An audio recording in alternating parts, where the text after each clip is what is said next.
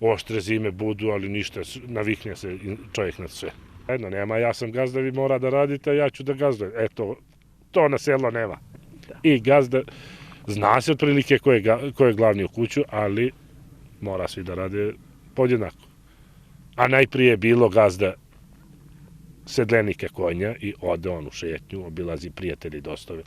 Familija ostala, radi kod kuće, a gazda je obilazak. To sad nema.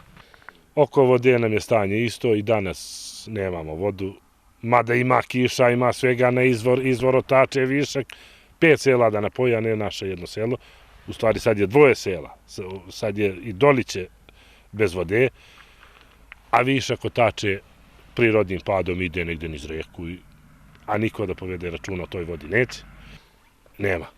Opštine i Sjenica i Tutin uopšte nam ne vode računa. Planirali smo bili da širimo stočni fond, ali ne moramo. Ne moramo 550 sad imao prošle godine, 550 moram i ove godine da uvedem u zimu. Nema sjena, nema.